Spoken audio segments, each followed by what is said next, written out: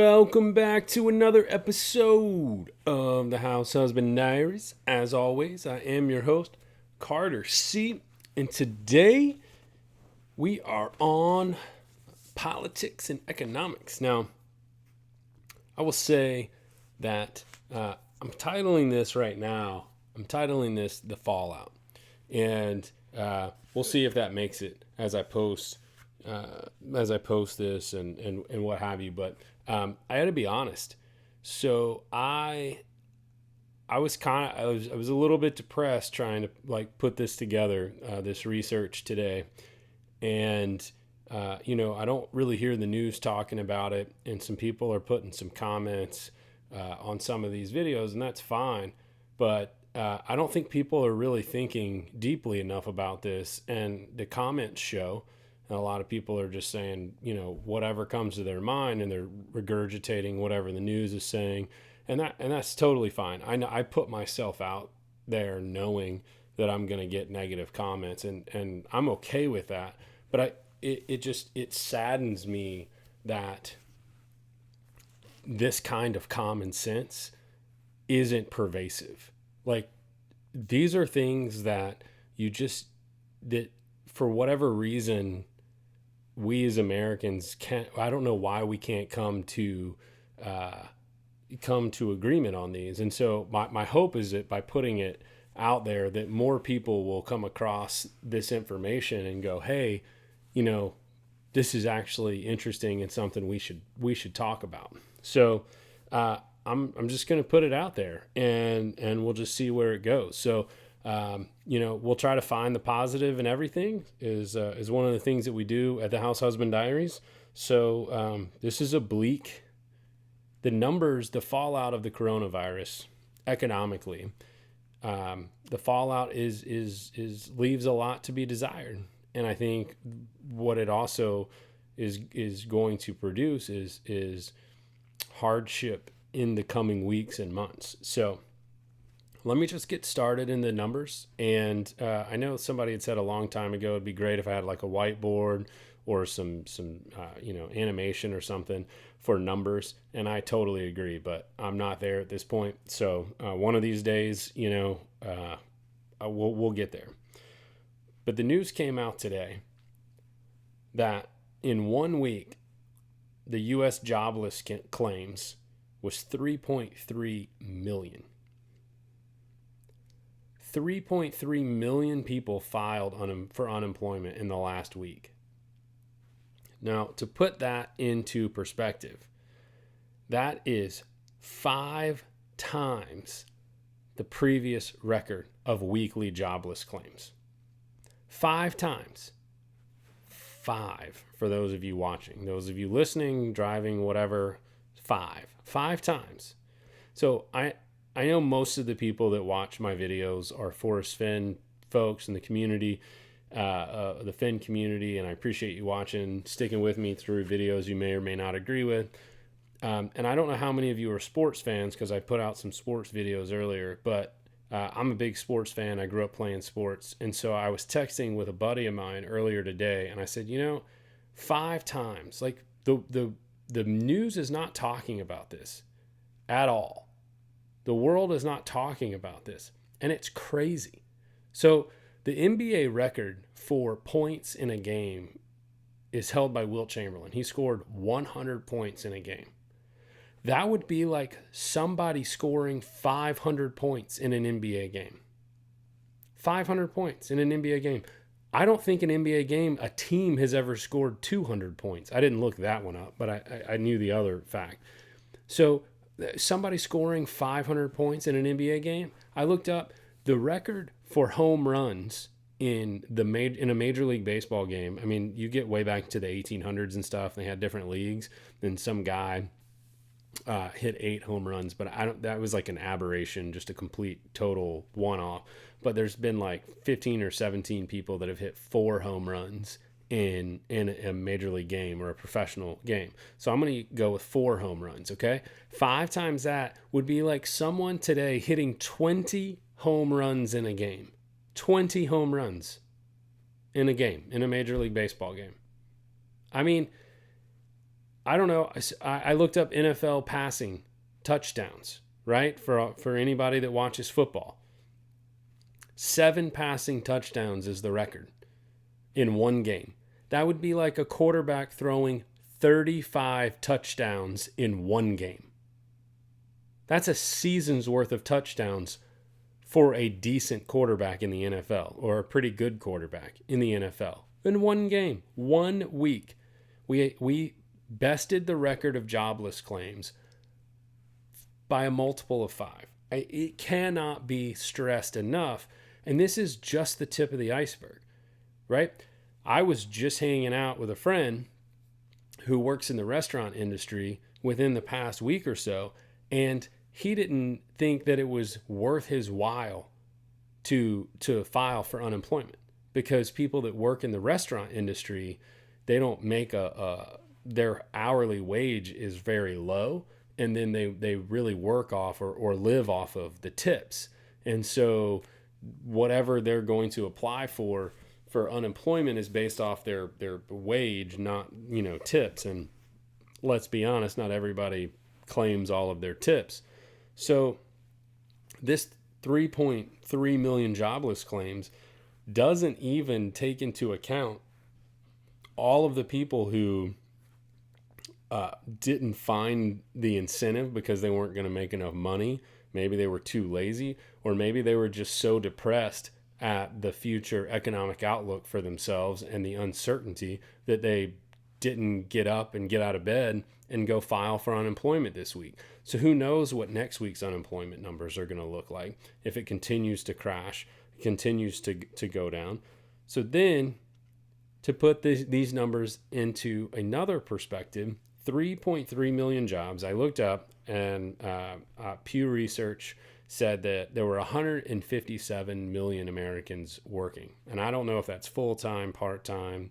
I didn't dig in that hard to the numbers, but that's basically a little over 2% of the workforce filed for unemployment in 1 week. And that's not even counting all of the people who didn't apply, who work in the restaurant industry, who work in other industries, who just haven't made it around to the unemployment line because, good gracious, is it even worth it? Or are they going to get checks? Or maybe they're waiting on the stimulus package to see if they were just going to get a check sent by the government. Who knows? All right.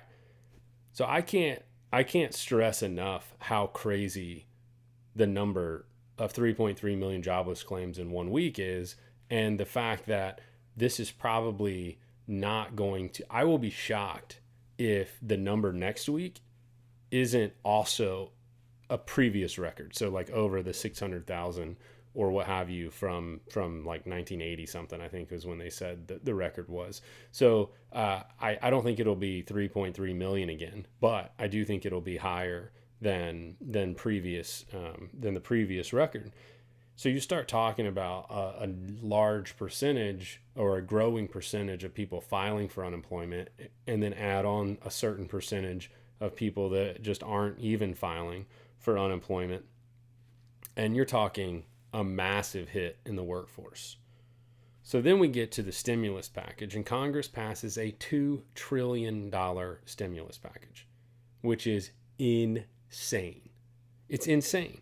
And you look at both sides, Republicans and Democrats, and you know they're stuffing this thing with everything that they want so they can go back to their constituents and say, vote for me, I got something for you. Instead of, this is just the bare minimum of what Americans need to get through the coronavirus crisis, they're stuffing it full of jack. And that's just what I'm going to say. Now, I looked at a couple of articles, and they gave me a range that's somewhere between 250 and 300 billion for cash to Americans. So you're talking a $2 trillion stimulus package, and about 1/8 of the stimulus package is for the average American. That's it. That's it. A stimulus package for the American people, 1/8 of it goes into your pocket. Rough estimate. That's crazy. The whole point of a stimulus package is to help the average American. Is it not?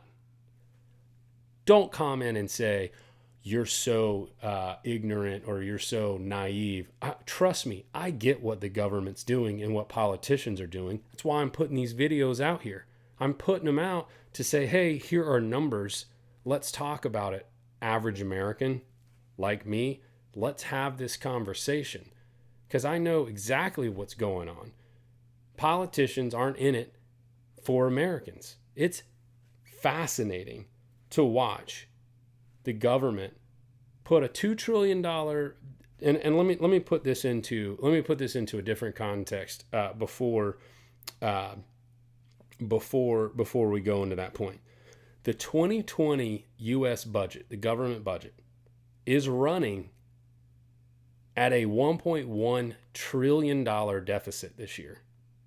Okay, so $1.1 trillion deficit means, and these numbers are going to be, they're close, but they're not. I didn't look at the actual numbers. I just looked at the deficit. Let's say the government spending in 2020 is $4.1 trillion, but the government is only planning on bringing in through taxes and revenue $3 trillion. So there's a $1.1 trillion deficit already that the government is spending $1 trillion it doesn't have. It's not planning on bringing in revenue. That's like you and me saying we're going to be making $50,000 this year and we're just going to go ahead and spend $75,000. Or I guess if you want to say 1 trillion over 3 trillion of revenue is 1/3. So let's use 60, right? So we're going to bring in 60K, and that's like spending 80K, 20K more than you're bringing in, which is 1/3. Who thinks that's good? Who thinks you can spend 80K every year and only bring in 60K and that'll work for, 5 or 10 years or a lifetime? Obviously, your creditors aren't going to let you buy new cars, buy new houses, buy jewelry, whatever else people buy. Your credit cards, they're going to start closing. You just can't spend money you don't have. So we were already in 2020 running at a 20% or a 33%, basically a 33% deficit. And then we're going to add on to that a $2 trillion stimulus package. $2 trillion. We're not planning on getting that money back. I don't think. How are we going to get it back? If we weren't getting back $1.1 trillion of what we were already spending, and then we're going to add on another $2 trillion. So in 2020 alone, we are going to add $3 trillion to our national debt, just right off the top, not counting any interest or shortfalls elsewhere. And who's to say that the average American is set to lose their job or massive amounts of their income and then be able to keep their payments? So what about credit card payments? What about student loans? What about car payments? What about house payments? What about rent payments? What about, just everything, all of the expenses that people have? And then the government's still expecting that $3 trillion? Or are they going to then come out and say, you know what, we know there's hardships, we're not going to get any revenue in these other areas, so that actual 2020 revenue from the US government number may drop. And if that revenue number drops, the actual revenue that the US brings in, then that deficit number widens. So we could be adding $4 or $5 trillion when 2020 is all said and done in 9 months. We could add, the final number may be up to 4 or 5 trillion in just this year that we add to the national debt. And the last point I want to make in this video, because I'm sure if you're watching this, you're loving it, right? Because it's not happy numbers. This is not what the news is covering. This is crazy. But it's factual. And that's what I'm doing with the House Husband Diaries, right? So all of this is going on. And the stock market currently is having its third straight positive day. It's almost at the timing of this filming. At the time of this filming, the stock market's up almost 1,000 points today. Is that what you were expecting when you were watching this video?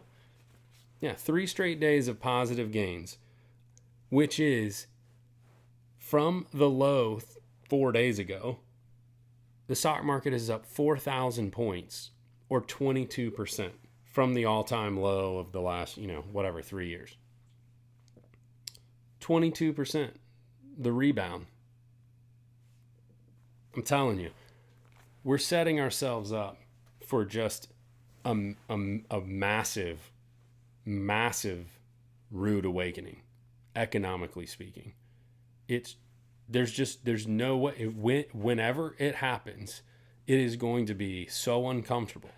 Now, is it going to happen before the November election? Is it going to happen after the November election? I don't know. I think all of the politicians are invested in their own elections, or the ability of their party members to get elected.